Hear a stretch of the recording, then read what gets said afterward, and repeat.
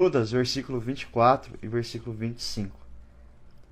E ao Deus que é poderoso para evitar que vocês tropecem e que pode apresentá-los irrepreensíveis diante da sua glória com grande alegria. A este, que é o único Deus, nosso Salvador, mediante Jesus Cristo, Senhor nosso, sejam a glória, a majestade, o poder e a autoridade antes de todas as eras, agora e por toda a eternidade. Amém.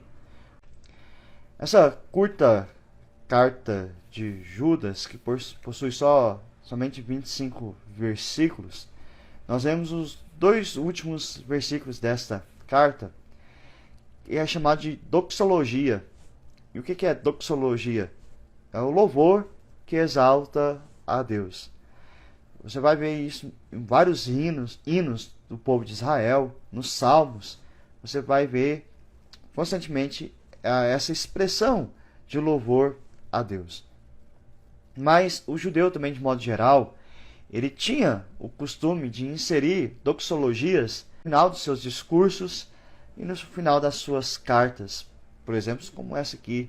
Você vê também Paulo fazendo isso, botando no final da carta uma manifestação de louvor a Deus. Mas essa doxologia aqui da carta de Judas, ela se torna singular, especial, porque ela se torna surpreendente em uma carta pesada, uma carta dura. Porque Judas, nessa carta, ele vai cobrar muito dos crentes, ele vai cobrar muito da igreja, ele requer que nós de fato nos mantenhamos firmes, que olhemos para Deus. E essa doxologia, então, vai trazer justamente um fortalecimento para nós, tornando eficaz a exortação que Judas fez durante toda a carta.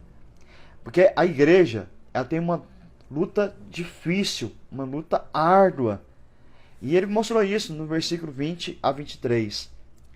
Vós, porém, amados, edificando-vos na vossa fé santíssima, orando no Espírito Santo, guardai-vos no amor de Deus, esperando a misericórdia de nosso Senhor Jesus Cristo para a vida eterna. E compadecei-vos de alguns que estão na dúvida, salvai-os, arrebatando-os do fogo. Quanto a outros, sede também compassivos em temor, detestando até a roupa contaminada pela carne.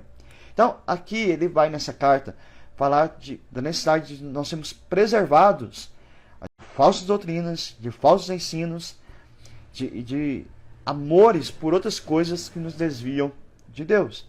Por isso a ideia de sermos guardados no amor do Senhor e auxiliar os outros que estão se desviando da verdade de Deus. Quando a igreja, o povo de Deus, o crente é seduzido por novas doutrinas, e mais específico nesse tempo aqui, pelo gnosticismo, que é a ideia de buscar alcançar algo espiritual, desconsiderando a parte da matéria, como se a matéria, o corpo não fosse importante, mas só o alcance espiritual, só a parte espiritual que fosse relevante, e você pudesse alcançar o êxtase espiritual através do conhecimento, do próprio conhecimento de si mesmo, do conhecimento de algo esotérico e por aí vai. Mas o que Judas vai tratar aqui é que diante desse desafio de resistirmos a novas teologias, a novas doutrinas, a movimentos que surgem no meio da igreja, nós precisamos permanecermos firmes. E o consolo que ele traz nessa doxologia é que essa luta não é nossa, no aspecto que nós estaremos sozinhos. Pela fé, nós podemos contar firmemente com a presença de Deus na nossa luta. Por isso ele diz: ora, aquele que é poderoso para vos guardar de tropeços. Deus é poderoso tanto para nos salvar, quanto também para nos guardar. Nisso nós podemos ter plena certeza. Plena certeza. E nós seremos tentados a nos desviarmos, a tropeçarmos. O próprio Jesus diz que se fosse possível a sedução dos tempos, também seduziriam os eleitos. Tamanha tamanho será o ataque contra o povo de Deus. E ataque necessariamente não é bater de frente, mas atrair para o outro lado, vamos dizer assim. Mas Deus é aquele que pode nos guardar. Por isso a necessidade de olhar para o Senhor, olhar para o alto, mas também olhar para frente, para a consumação da nossa salvação. E Judas, nessa carta, ele vai nos lembrar a respeito disso. Haverá o grande dia do Senhor. No versículo 6 ele diz: e há anjos que não guardaram o seu estado original, mas abandonaram o seu próprio domicílio. Eles têm guardado sob trevas, em algemas eternas, para o juízo do grande dia. Esse dia é o dia do Senhor, é o dia que Jesus voltará, o dia do juízo, aquele dia que a glória de Deus se manifestará de forma completa. E aí desaparecerá toda a aparência, todo o esplendor falso daqueles que seduzem as pessoas, todas as falsas doutrinas, todos os enganos serão abolidos. Todos os perturbadores da igreja, todos aqueles que distorcem a graça de Deus, que renegam Cristo Jesus, serão vencidos. No versículo 4 ele fala sobre isso. Diz assim: pois certos indivíduos se introduziram com dissimulação, os quais desde muito foram antecipadamente pronunciados para esta condenação. Homens ímpios que transformam em libertinagem a graça de nosso Deus e negam o nosso único soberano e Senhor Jesus Cristo. Para esses está reservado o juízo.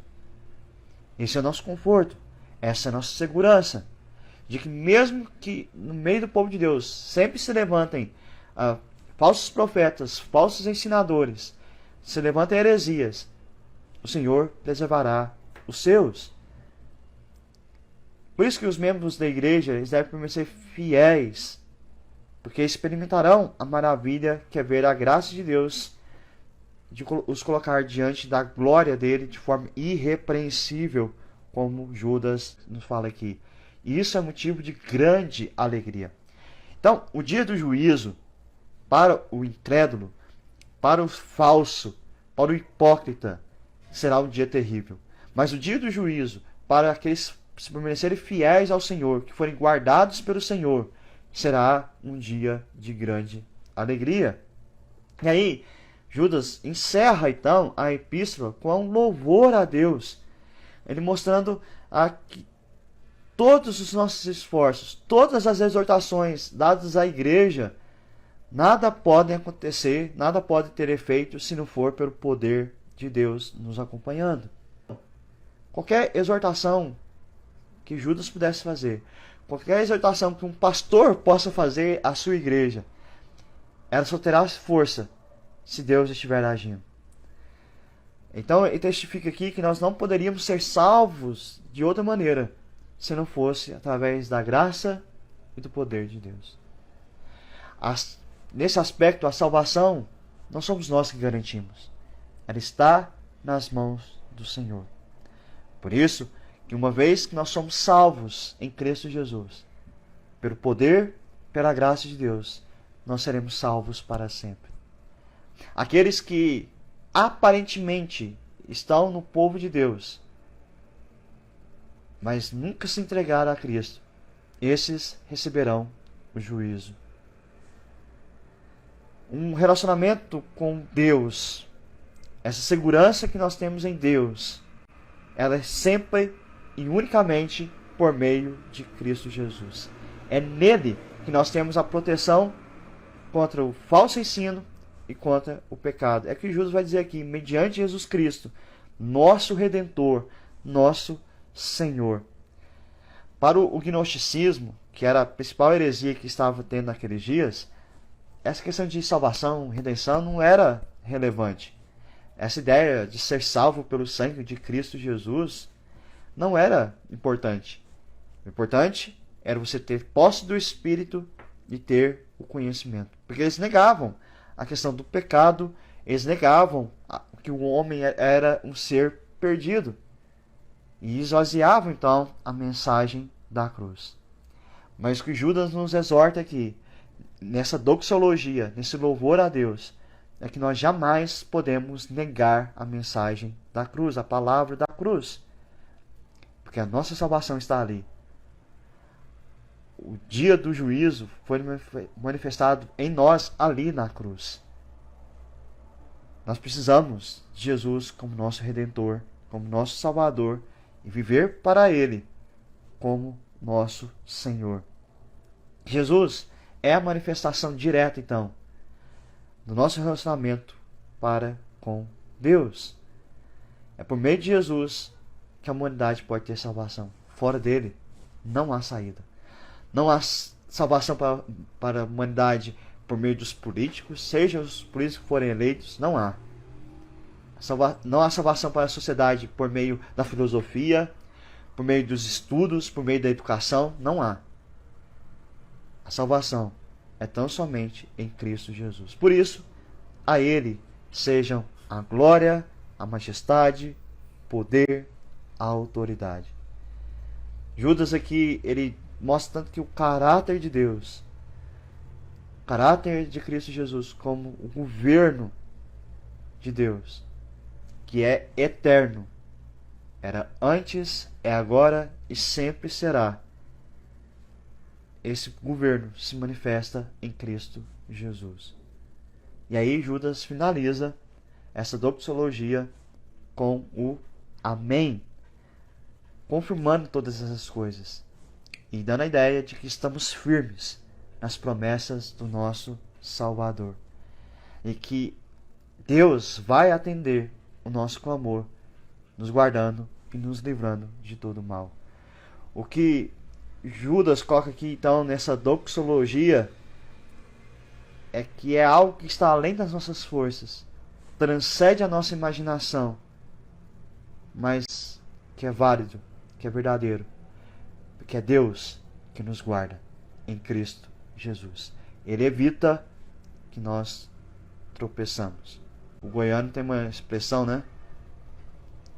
Nós tropica, mas não cai. Na verdade, o Senhor em Cristo nem permite que nós tropeçamos, tropicamos, como o goiano diz. Graças a Ele por isso, somos guardados em suas mãos. Amém? Fiquem na paz e até mais.